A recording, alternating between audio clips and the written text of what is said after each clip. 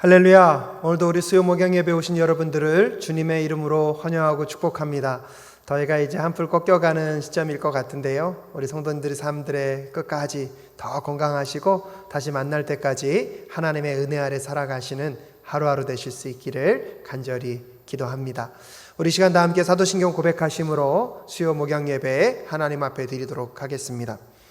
전능하사 천지를 만드신 하나님 아버지를 내가 믿사오며 그 외아들 우리 주 예수 그리스도를 믿사오니 이는 성령으로 잉태하사 동정녀 마리아에게 낳으시고 본디오 빌라도에게 고난을 받으사 십자가에 못 박혀 죽으시고 장사한 지 사흘 만에 죽은 자 가운데서 다시 살아나시며 하늘에 오르사 전능하신 하나님 우편에 앉아 계시다가 저리로서 산자와 죽은 자를 심판하러 오시리라. 성령을 믿사오며 거룩한 공예와 성도가 서로 교통하는 것과 죄를 사하여 주시는 것과 몸이 다시 사는 것과 영원히 사는 것을 믿사옵나이다. 아멘. 이 시간 다 함께 찬송가 438장, 통합찬송가는 495장입니다. 내 영혼이 은총 입어 함께 찬양하겠습니다.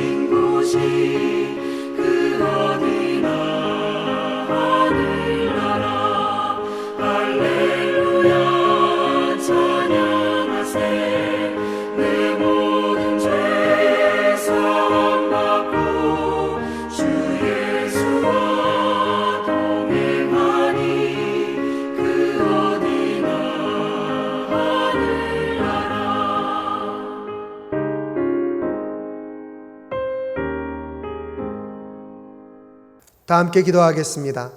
하나님 아버지, 은혜를 감사합니다. 오늘도 이 수요 저녁에 함께 모여 주의 말씀을 듣고 또 말씀 안에서 주님을 바라보게 하심에 주님 감사합니다.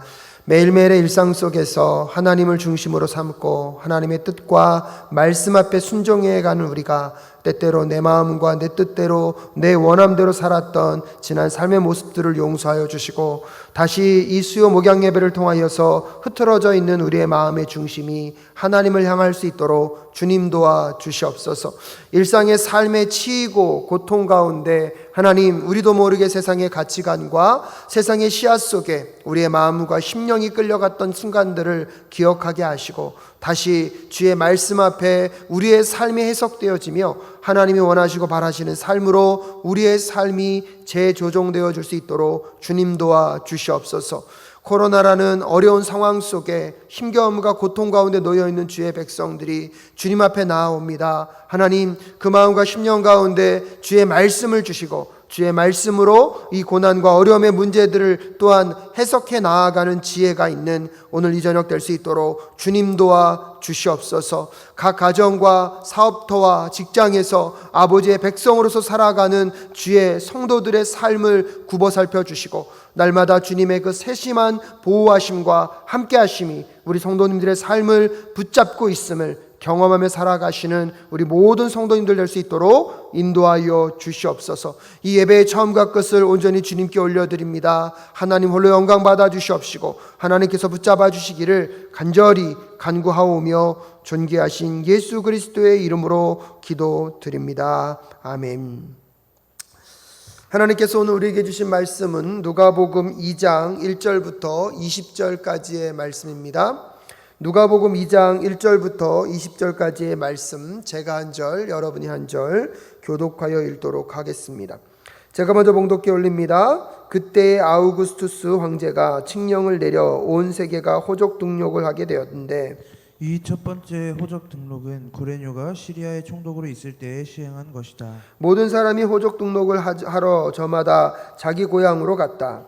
요셉은 다윗 가문의 자손이므로 갈릴리의 나사렛 동네에서 유대에 있는 베들레헴이라는 다윗의 동네로 자기의 약혼자인 마리아와 함께 등록하러 갔다. 그때 마리아는 임신 중이었는데 그들이 거기에 머물러 있는 동안에 마리아가 해산할 날이 되었다. 마리아가 첫 아들을 낳아서 포대기에 싸서 구유에 눕혀 두었다. 여관에는 그들이 들어갈 방이 없었기 때문이다. 그 지역에서 목자들이 밤에 들에서 지내며 그들의 양떼를 지키고 있었다. 그런데 주님의 한 천사가 그들에게 나타나고 주님의 영광이 그들을 두루 비치니 그들은 몹시 두려워하였다. 천사가 그들에게 말하였다. 두려워하지 말아라. 나는 온 백성에게 큰 기쁨이 될 소식을 너희에게 전하여 준다. 오늘 다윗의 동네에서 너희에게 구주가 나셨으니 그는 곧 그리스도 주님이시다. 너희는 한 갓난 아기가 포대기에 쌓여 구유에 뉘어 있는 것을 볼 터인데 이것이 너희에게 주는 표징이다. 갑자기 그 천사와 더불어 많은 하늘 군대가 나타나서 하나님을 찬양하여 말하였다. 더없이 높은 곳에서는 하나님께 영광이요 땅에서는 주님께서 좋아하시는 사람들에게 평화로다. 천사들이 목자들에게서 떠나 하늘로 올라간 뒤에 목자들이 서로 말하였다. 베들레헴으로 가서 주님께서 우리에게 알려주신 바 일어난 그 일을 봅시다. 그리고 그들은 급히 달려가서 마리아와 요셉과 구유에 누워있는 아기를 찾아냈다. 그들은 이것을 보고 나서 이 아기에 관하여 자기들이 들은 말을 사람들에게 알려주었다. 이것을 들은 사람들은 모두 목자들이 그들에게 전해준 말을 이상히 여겼다. 마리아는 이 모든 말을 고이 간직하고 마음속에 곰곰이 되새겼다. 다 함께 읽겠습니다. 목자들은 자기들이 듣고 본 모든 일이 자기들에게 일러주신 그대로임을 알고 돌아가면서 하나님께 영광을 돌리며 그를 찬미하였다. 아멘. 잠시 기도하겠습니다. 하나님, 오늘도 가스펠 프로젝트 신약 1권 세 번째 이야기를 함께 나누려고 합니다. 예수께서 이 땅에 아기의 모습으로 오신 그 의미와 그 예수를 반기기 위하고 또 만나기 위했던 아버지 목자들과 동방박사의 이야기가 오늘 우리에게 어떠한 교훈으로 자리하고 있는지 깨달을 수 있도록 주님께서 우리의 귀와 마음을 열어 주시옵소서. 함께하여 주실 것을 믿사오며 존귀하신 예수 그리스도의 이름으로 기도드립니다. 아멘. 오늘 하루의 여러분의 삶은 어떠셨습니까? 매일매일 삶 속에서 수많은 이야기들을 우리는 경험하게 됩니다. 가장 힘들고 어려운 순간에 우리는 기적의 하나님이 오늘도 우리의 인생 가운데 함께 오셔서 우리의 삶의 역전의 이야기들을, 우리의 삶의 반전의 이야기들을 만들어 가실 것을 우리는 구하며 기도할 때가 많습니다. 여러분의 인생의 역사 속에서 가장 큰 반전의 역사, 가장 큰 기적의 역사는 여러분 무엇입니까? 저도 가만히 돌아다 보면 제 삶 속에서 정말로 불가능할 것 같았는데 하나님의 은혜로 이루어진 많은 일들을 생각해 볼 수가 있습니다. 건강의 문제에서 해결되었던 것들도 있고요.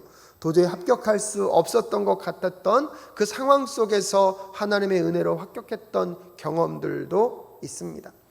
수없이 많은 목회 과정을 거쳐오면서 도저히 내 힘과 능력으로는 감당할 수 없음에도 불구하고 하나님이 그 자리에 불러주셔서 그것을 하나님의 능력으로 그것을 넉넉하게 감당하게 하시는 순간들도 경험한 적이 많습니다.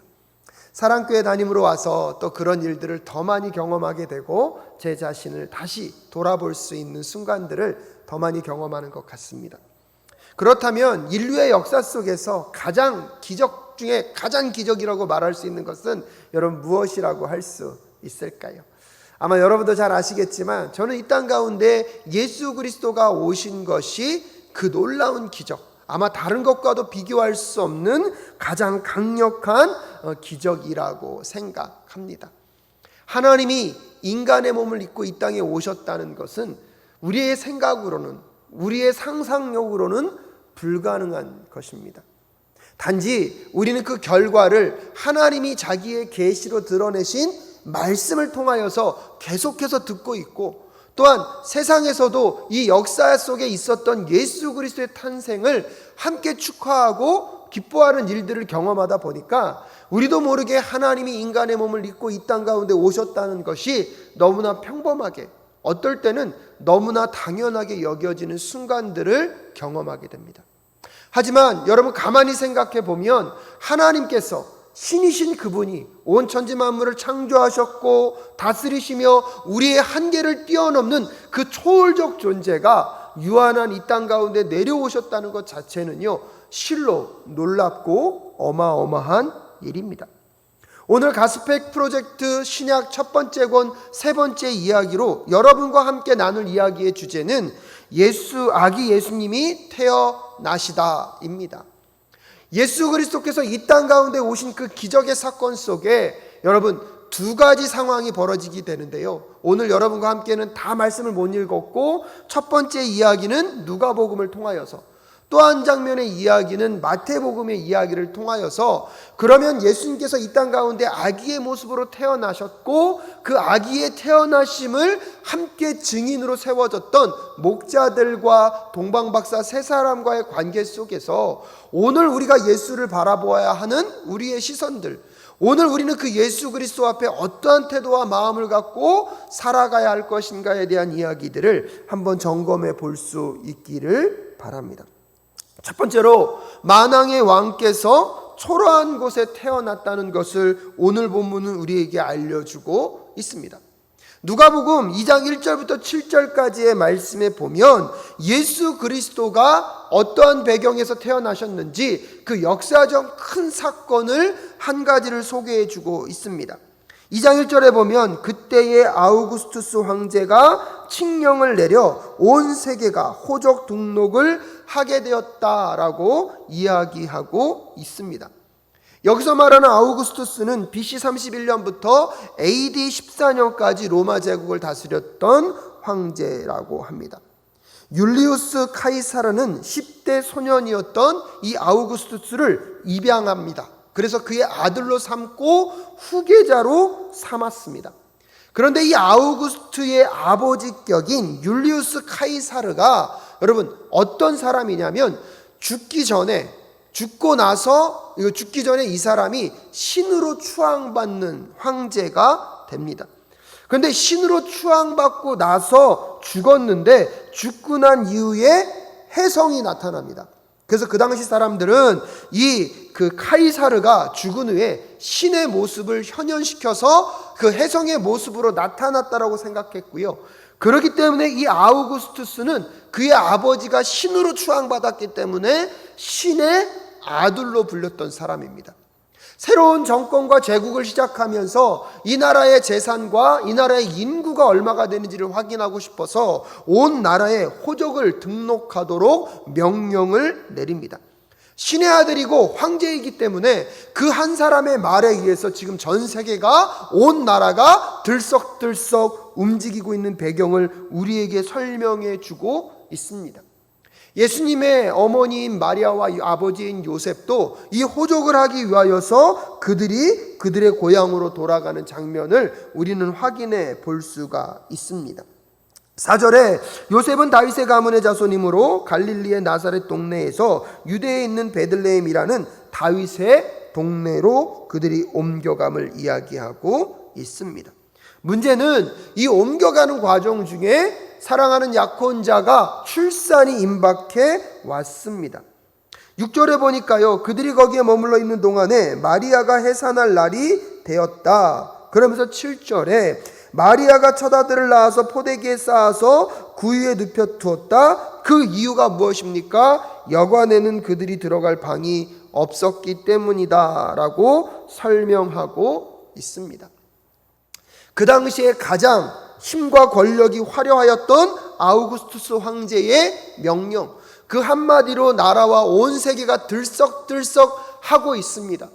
눈에 보이는 것은 그 아우구스투스 황제가 힘과 권력과 파워, 세상을 조종하는 것 같고 세상을 움직이는 것 같이 들썩들썩거리는 무언가가 보이는 것 같습니다.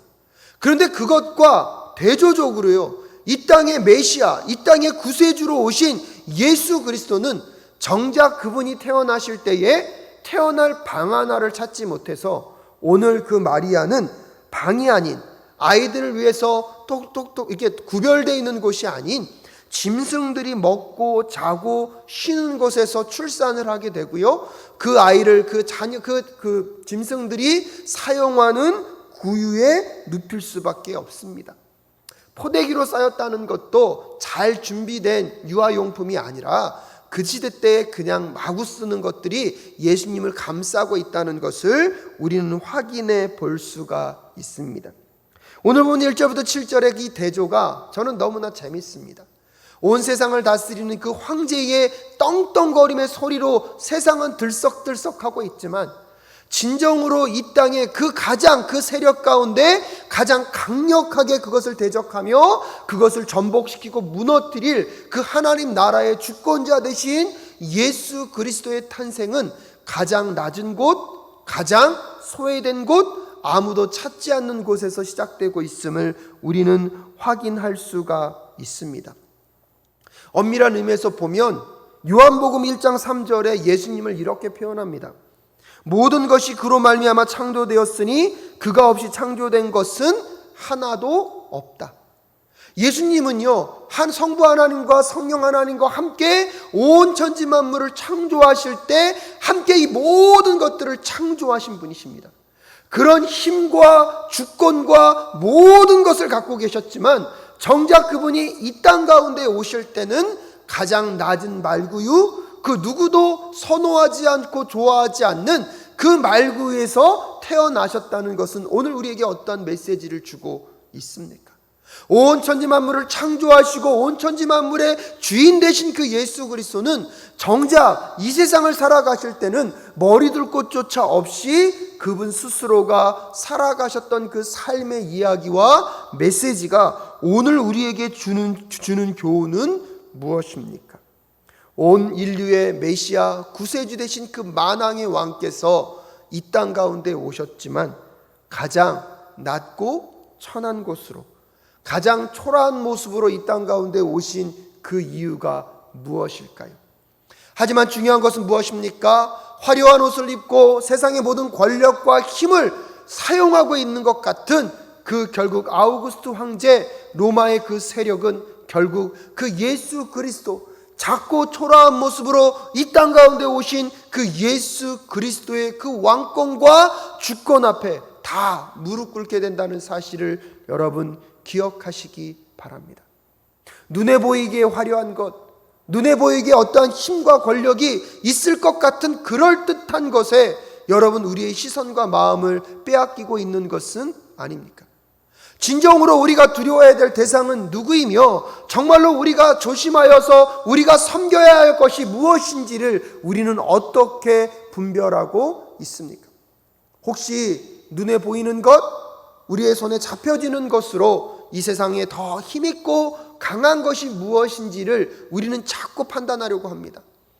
하지만 가장 강한 힘과 능력과 권위를 가지신 그분은요, 오히려 초라한 모습으로 이 땅 가운데 오면서 하나님의 힘과 권력과 능력은 눈에 보이는 것, 우리가 손으로 잡을 수 있는 그 무언가에 있는 것이 아니라 하나님 자체에 있다는 사실을, 하나님 그 존재 가운데 그 모든 권위와 힘과 권력이 있다는 사실을 잊지 말기를 우리에게 다시 한번 당부하고 계신 것 같습니다. 그러면서 두 번째로 우리가 또한 기억해 봐야 될 것이 무엇이냐면 이 메시아는 소외된 자들을 위해서 이 땅 가운데 오셨다는 것입니다. 우리가 그것을 어떻게 확인할 수 있습니까? 여러분 누가복음 2장 8절부터 20절까지는 이제 그 예수 그리스도가 태어나셨는데 그 예수 그리스도가 태어나심을 증거하고 또 증인으로 삼기 위하여서 하나님께서 목자들을 선택하셨다는 것을 우리는 알 수가 있습니다. 오늘 본문 말씀 누가복음 2장 8절에 보면 그 지역에서 목자들이 밤에 들에서 지내며 그들의 양떼를 지키고 있었다. 11절에 보니까요 천사들이 그 목자에게 알려주고 있습니다. 오늘 다윗의 동네에서 너희에게 구주가 나셨으니 그는 곧 그리스도 주님이시다 라고 이야기하면서 온 인류에게 미칠 귀하고 복된 소식을 선포하고 있습니다. 여기서 사용하고 있는 이 천사들이 구주라고 표현하고 있는 이 헬라어는요 소테르인데요, 이 소테르의 뜻이 자기 백성을 구원하실 것이라는 뜻을 가지고 있습니다. 천사는 의도적으로 이 땅 가운데 너희들을 구원할 진정한 메시아 구세주가 태어났음을 알려주고 있습니다. 그런데 그 메시아이신 그 예수 그리스도의 아기의 모습이 무엇입니까? 오늘 보면 12절 말씀에 보면 너희는 한 갓난 아기가 포대에 쌓여 구유에 누워 있는 것을 볼 터이라고 얘기하고 있습니다. 여러분 그것이 구세주가 이 땅에 태어나신 모습의 증거라는 것입니다.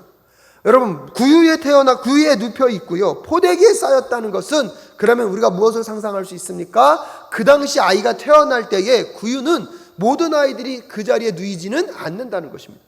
포대기에 쌓였다는 것은요 그 당시 아이들이 태어났을 때 그런 포대기에는 쌓지 않는다는 것을 우리가 알 수가 있습니다.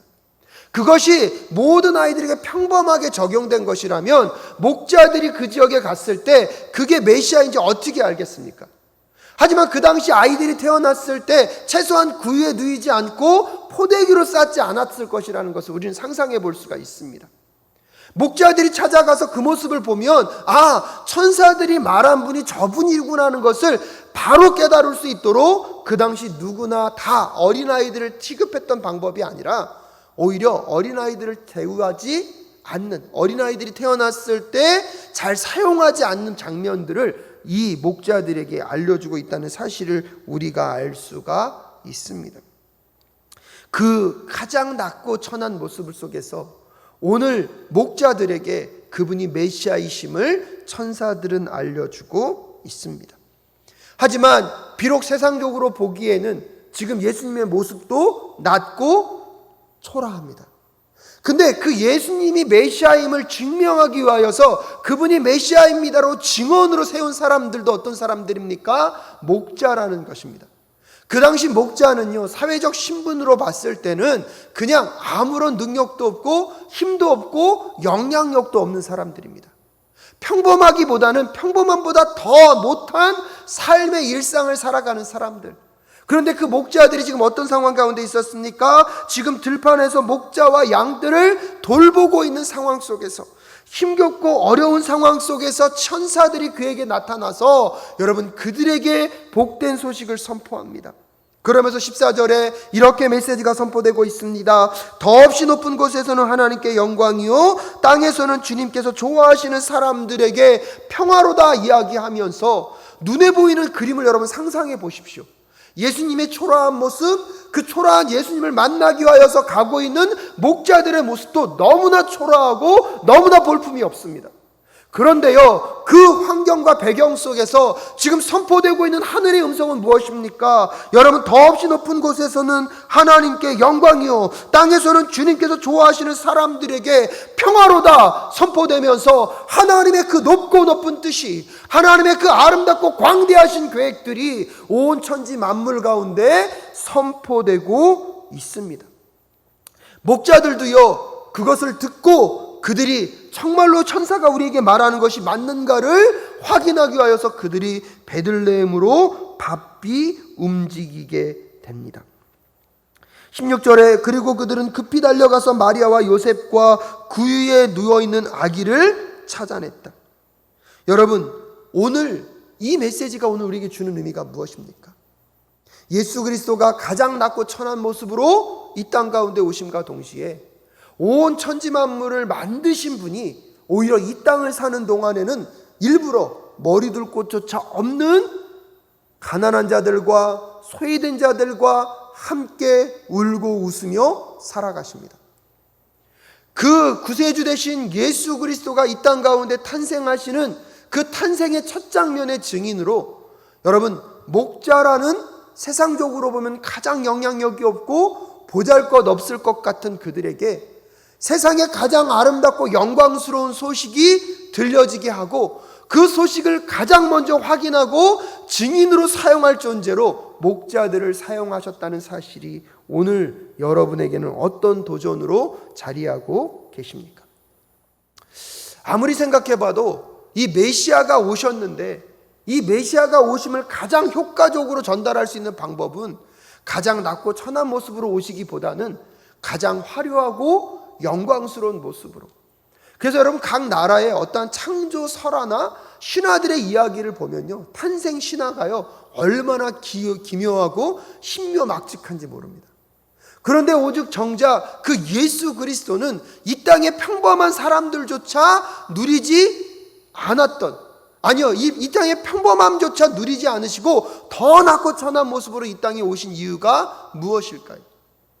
예수님의 메시아됨을 증거하고 증명하고 싶으시면 오히려 학자적으로도 그렇고 정치, 권력, 세상적으로도 한마디만 하더라도 많은 사람들이 들을 수 있는, 마치 아우구스투스가 쓴 그 황제와 같은 사람이 한마디 하니까 온 나라가 들썩들썩하며 움직일 수 있을 것 같은 그런 사람을 증인으로 세우셔서 이 아기 예수는 메시아가 맞다라고 선언하게 하셨으면 온 민족과 열방 가운데 더 크게 퍼졌을 것 같은데, 오늘 하나님은 오히려 그 방법을 쓰지 않으시고 가장 낮고 천한 모습으로 예수 그리스도가 이 땅에 오심과 동시에 가장 평범한 일상을 살아가고 있는 목자들을 통하여서 예수 아기, 이 땅의 구세주 되신 아기 예수가 태어났음을 증명하고 있는 이 모습은 오늘 우리에게 무엇을 시사해 주고 있다고 생각하십니까?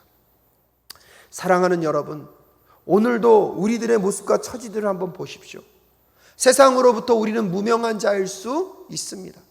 세상을 살아가면서 세상적인 기준에서 우리의 삶은 낮고 평범한 일상일 수 있습니다.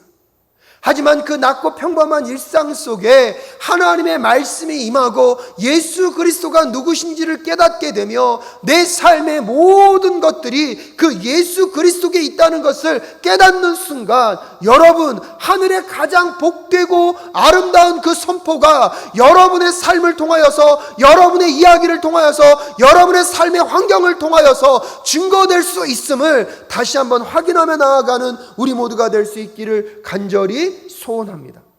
그 무엇보다도 여러분의 인생 속에 아무리 세상의 성공을 거두고 세상의 가장 높은 지위에 있다 할지라도 예수 그리스도가 누구신지도 모르고 예수 그리스도가 이 땅 가운데 구세주로 오셨다는 사실을 깨닫지 못하면 여러분, 그 인생은 아무것도 아닌 나띵의 삶일 수밖에 없음을 우리는 기억할 필요가 있습니다. 그래서 오늘 여러분과 함께 읽지는 않았지만 오늘 마태복음 2장 1절부터 12절까지는 예수 그리스도의 탄생의 이야기를 다르게 설명하는 또 하나의 이야기를 우리에게 소개시켜 주고 있습니다. 그러면서 그 동방박사와 그 세 사람, 동방박사가 예수 그리스도를 찾아오는 그 여정을 통하여서 오늘 세 번째로 우리가 기억해야 하는 것은 메시아는요, 온 열방을 비추실 빛으로 태어나셨다는 것을 우리에게 또한 알려주고 있다는 것입니다. 마태복음 2장 1절부터 12절까지의 말씀은 어떤 말씀이냐면, 동방박사들이 별을 관측하다가 이 별을 보면서 이 세상에 새로운 왕이 태어난다는 것을 깨닫습니다. 그래서 그 별을 쫓아서 이들이 그 왕을 만나기 위하여서 저 먼 페르시아로부터 긴 여정을 출발합니다. 오는 여정 중에 이들은 생각합니다. 온 인류의 위대한 왕이 태어날 것이기 때문에 궁정에서 태어날 것이라고 생각하고 그들이 찾아간 곳이 어디입니까? 헤롯 대왕의 궁전입니다. 그 헤롯 대왕의 궁전에서 헤롯이 그 소식을 들었습니다.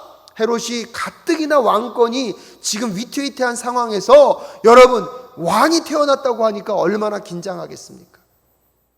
결국 그 동방박사들에게 부탁해서 너희들이 그 메시아가 태어난 것, 그 왕이 태어난 것을 알게 되면 나에게도 알려달라고 이야기합니다.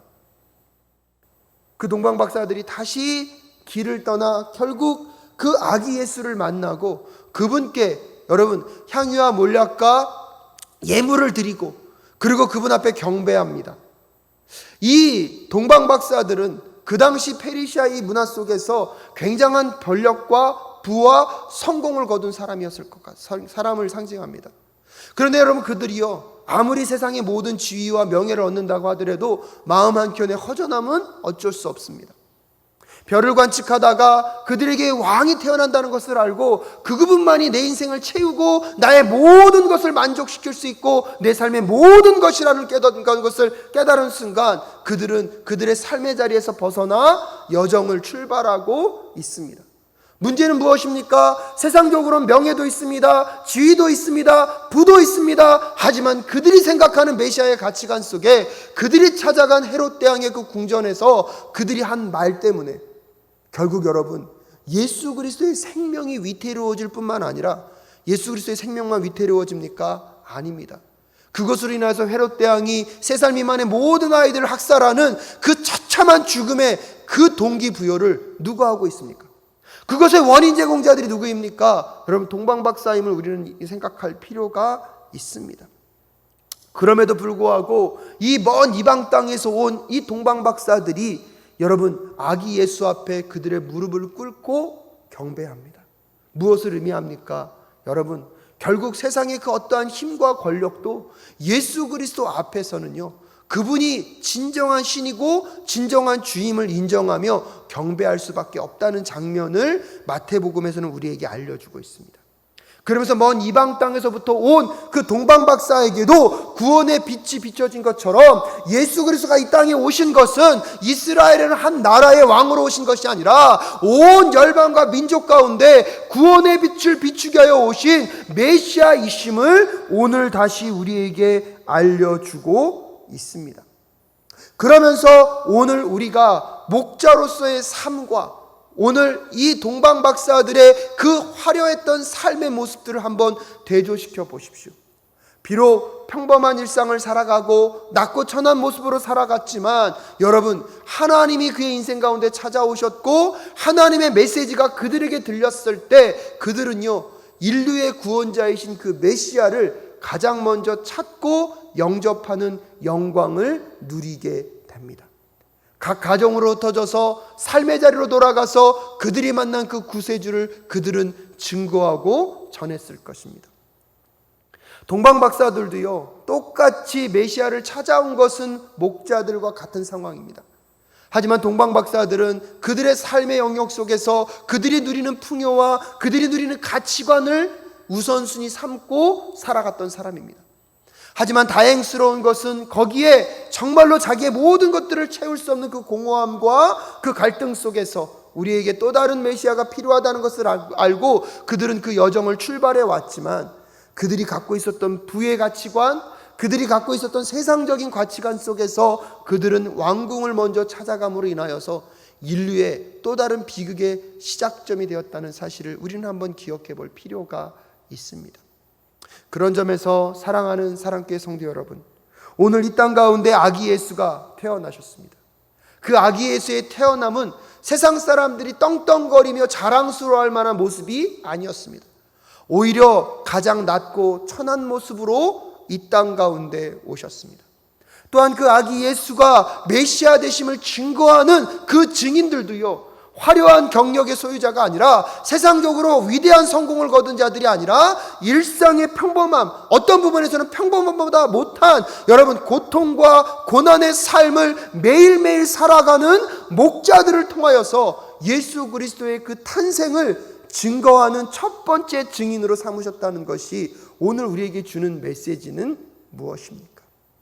사랑하는 여러분, 비록 우리의 삶 속에 세상적인 어떠한 부와 명예, 동방박사들과 같이 화려한 그 모든 것들을 우리는 갖고 있지 못하다 할지라도 오늘 예수가 우리의 삶의 구주 되시고 예수가 내 삶의 주인이 되신 것이 얼마나 우리의 삶에 놀라운 일이며 모든 것을 갖고 있는 삶인지를 깨달아 하는 우리 모두가 될 수 있기를 간절히 소원합니다.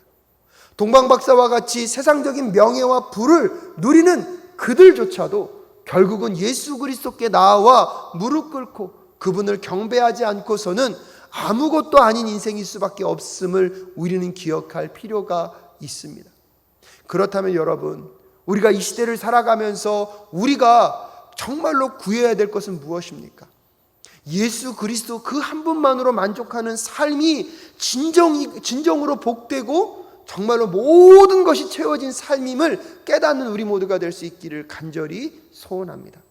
혹시 그 예수 그리스도를 통하여서 여전히 우리가 동방박사들이 갖고 있었던 그 부와 권력과 세상의 모든 것을 얻으려고 하고 있다면 여러분, 그것은 우리의 삶을 진정으로 구원해주고 해결하지 못할 것입니다.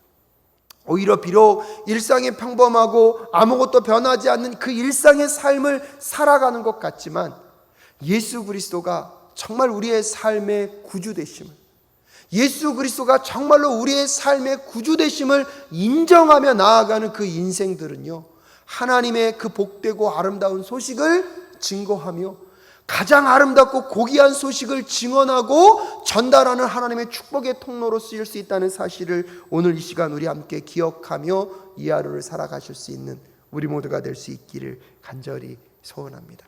그런 점에서 우리도 모르게 우리는 자꾸 목자보다는 이왕이면 동방박사의 삶을 구하고 있지만 엄밀한 의미에서 동방박사나 여러분 목자나 상관없이 우리가 예수 그리스도가 정말로 우리의 삶의 구주 되심을 기억한다면 예수님이 우리에게 보여주셨던 그 삶의 낮은 자리의 삶, 여러분 끊임없이 비우시고 나누시고 섬김으로 그의 자신을 낮추셨던 그 삶을 따라가는 것이 여러분 세상적인 패배도 아니고 세상적으로 보면 그것이 정말로 낮고 천한 자리라고 얘기할 수는 있지만 하나님 나라 안에서는 가장 귀하고 아름다운 가치 있는 길임을 깨닫고 우리 함께 기쁨으로 예수 그리스도를 따라가는 삶을 살아가는 우리 모두가 될 수 있기를 간절히 소원합니다. 잠시 기도하겠습니다. 하나님 아버지, 온 인류를 구원하기 위하여서 아기 예수님이 태어나셨습니다. 가장 초라한 것 같고 가장 연약한 모습으로 오신 것 같지만 세상의 모든 세력들을 그분의 주권과 그분의 권위 앞에 굴복시키시고 이 모든 세상을 회복시키실 그 예수 그리스도의 탄생을 함께 기뻐할 수 있도록 주님 인도하여 주시옵소서. 목자와 같은 평범한 삶을 살아가는 자들을 통하여서 예수 그리스도의 탄생을 증거하셨던 하나님의 뜻과 계획이 어디에 있습니까? 그러기에 우리의 삶이 날마다 더 부유하고 더 높은 자리와 명예와 세상적인 가치를 추구하는 삶이 아니라 오늘도 예수 그리스도가 우리의 삶의 구세주 되심을 마음 가운데 받아들이며 살아가는 주의 백성들 될 수 있도록 주님 도와 주시옵소서. 세상적인 성공의 모델이었던 그 동방박사들도 결국 그들의 인생 가운데 예수 그리스도 앞에 나와 무릎 꿇고 그분을 경배할 수밖에 없다는 사실을 깨달았던 것처럼 하나님, 이 땅의 모든 것들이 부해 보이고 높아 보이고 성공한 것처럼 보이지만 하나님의 그 십자가 앞에 다 내려와 주님께 영광을 돌릴 수밖에 없는 존재들임을 우리가 미리 깨닫게 하여 주시옵시고, 그러기에 허탄한 것, 하나님, 우리의 허무한 것들을 추구하는 인생이 아니라 다시 우리의 삶을 진정으로 가치 있고 우리의 삶을 진정으로 하나님 백성의 삶으로 회복시킬 수 있는 그 예수 그리스도만을 붙잡고 십자가를 붙잡고 살아가는 우리들의 인생이 될 수 있도록 인도하여 주시옵소서. 하나님께서 우리 성도님들의 삶으로 다시 인도하시고 붙잡아 주셔서 진정한 삶의 의미와 가치가 어디에 있는지, 누구와 함께 동행하는 삶에 있는지를 깨달아 아는 오늘 이 밤이 될 수 있도록 인도하여 주시옵소서. 함께하여 주실 것을 믿사오며 존귀하신 예수 그리스도의 이름으로 기도드립니다. 아멘. 우리 이 시간 다 함께 찬송가 260장, 통합 찬송가 194장, 우리를 죄에서 구하시려 함께 찬양하겠습니다.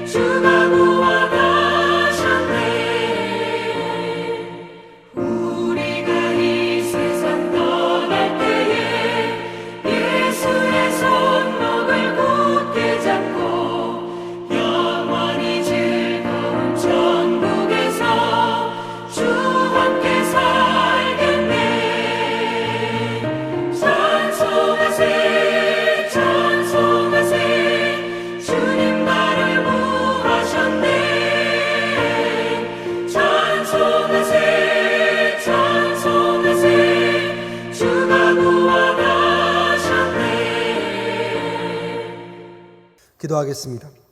하나님, 오늘도 주님 앞에 함께 예배하고 말씀을 듣게 하시며 주님 감사합니다. 예수 그리스도께서 이 땅에 오신 그 모습을 기억하며 오늘도 우리의 삶의 처지가 예수 그리스도 안에서 해석되어지고 또 예수 그리스도 안에서 다시 새로운 관점으로 볼 수 있는 우리 모두가 될 수 있도록 주님 도와 주시옵소서. 아무리 작고 낮은 모습이라 할지라도 하나님께서 우리를 통하여서 사용하길 원하시는 그 귀하고 복된 소식이 있는 줄로 믿습니다. 우리가 세상에서 어떤 지위와 어떤 자리에 있느냐가 중요한 것이 아니라 우리가 증거하고 우리가 어떤 메신저로서 어떠한 메시지를 갖고 살아가는지가 너무나 중요하다는 것을 다시 한번 깨닫게 하여 주시옵시고, 비록 세상에서 평범한 일상을 살아가는 삶임에도 불구하고 오늘도 그리스도의 복음과 예수 그리스도의 구세주 되심을 증거하는 그 메시지를 통하여서 우리의 삶이 하나님이 보시기에 합당하고 하나님이 보시기에 아버지 귀하고 복된 인생임을 깨달아 아는 우리 모두가 될 수 있도록 주님 도와 주시옵소서. 화려한 이 세상의 모든 삶도 결국 예수 그리스도의 그 주권 앞에 무릎을 꿇고 그분을 경배할 수밖에 없다는 사실을 기억하며 오늘도 우리의 일상의 삶 속에 그 평범한 하루하루가 하나님 은혜 앞에 가치 있고 보람된 삶임을 깨달아 알 수 있도록 주님 도와주셔서 우리의 삶의 일상을 통하여서 하나님이 원하시는 그 하나님의 메시지를, 하나님의 그 복된 소식을 우리의 삶을 통하여 증거하는 주의 백성들 될 수 있도록 주님 도와 주시옵소서. 그 메시지를 증거하며 살아가길 원하는 주의 백성들의 삶 가운데 때때로 어려움과 힘겨움과 고난의 이야기가 있습니다. 하나님, 그 삶을 불쌍히 긍휼히 여겨주시고 하나님의 도우심과 함께 하심을 또한 경험하실 수 있도록 주님 도와 주시옵소서.